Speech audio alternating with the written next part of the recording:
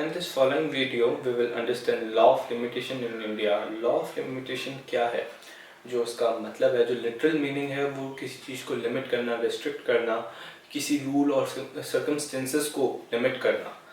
तो ये आया कब, ये कब एनेक्ट हुआ, इसके रूलिंग्स, इसका मतलब, इस बारे में हम जानेंगे आज।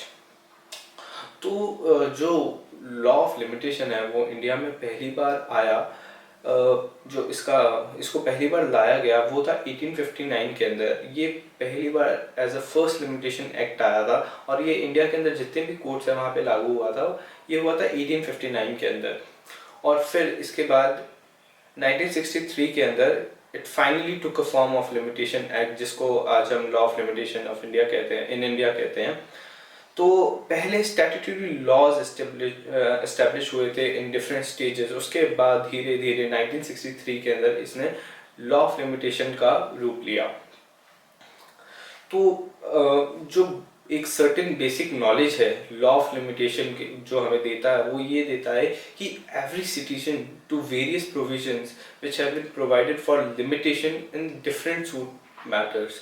जो इसका मतलब है वो ये है कि जो भी नागरिक है, इंडिया के जितने भी सिटीजन्स हैं, उनको एक टाइम पीरियड दिया गया है, एक टाइम बाउंड किया गया है, जिसके अंदर वो किसी भी अपना कोई भी सूट या किसी डिग्री को चैलेंज कर सकते हैं, कि कोई सूट फाइल कर सकते हैं, किसी डिग्री को चैलेंज कर सकते हैं। इसका हम एक एग्जांपल लेना चाहेंगे, इसके अंदर एक एग्जांपल देना चाहेंगे जिससे हम ये समझ सकते हैं कि if somebody has borrowed your money and not returned it, you should approach the court within the 3 years from the date you lent the money। तो कोर्ट कहता है कि अगर आपने किसी को पैसे उधार पे दिए हैं और अगर वो 3 साल में अगर वो पैसे नहीं लौटाता और आप 3 साल बाद अगर कोर्ट में जाएंगे तो कोर्ट आपकी बात नहीं सुनेगा। तो इसके अंदर आपको एक टाइम बाउंडेशन दे रखा है 3 साल का। तो इस बारे के अंदर है ये लॉ ऑफ लिमिटेशन। ये एक टाइम बाउंडेशन बताता है आपको। लिमिटेशन एक्ट के अंदर जितने भी सेक्शंस हैं और आर्टिकल्स हैं उनके बारे में बात करेंगे।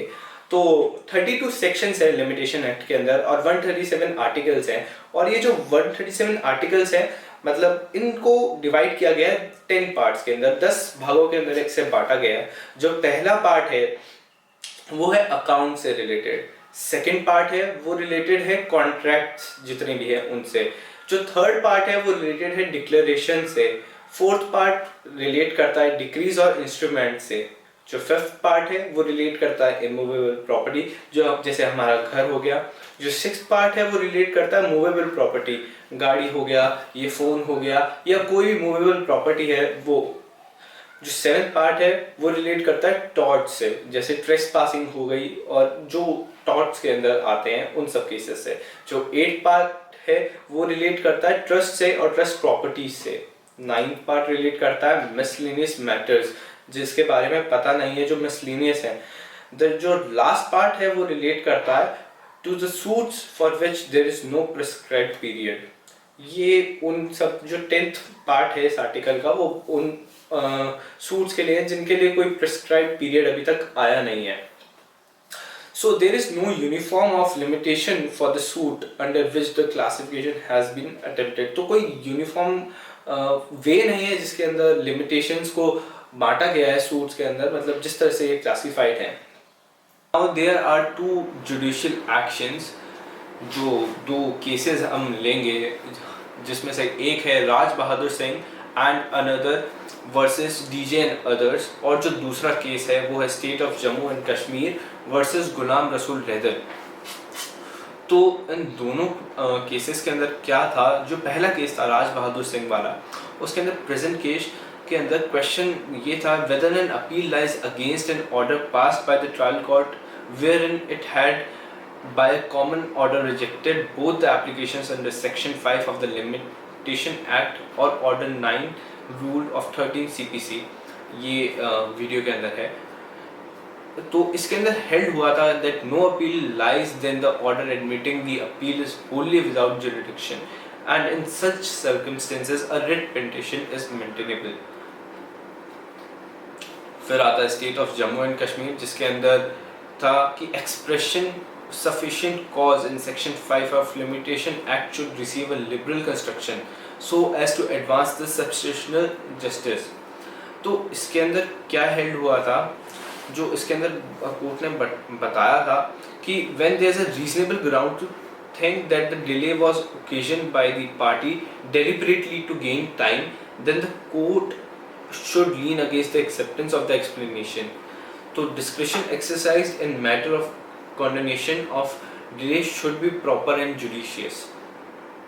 वो चेक करता है polling of the cases and prescribe as a time period। ये polling of cases को ऊपर देखता है, time period को prescribe करता है within which the suit can be filed and the time available within which the person can get the remedy conveniently। तो ये टाइम बताता है, एक टाइम पीरियड बाउंड करता है जिसके अंदर एक पर्सन को उसने जो सूट फाइल किया है या जो भी केस है उसके अंदर उसको उसका जवाब मिले, उसको उसकी रेमेडी मिले। और जो लॉ ऑफ कॉन्डेनेशन ऑफ डिले है वो उसका जो प्रिंसिपल है वो ये बताता है नेचुरल जस्टिस अलाइव, एंड ये स्टेट करता है fact that different people might have different problems and the same sentence or a singular rule may not apply to all of them in the same way।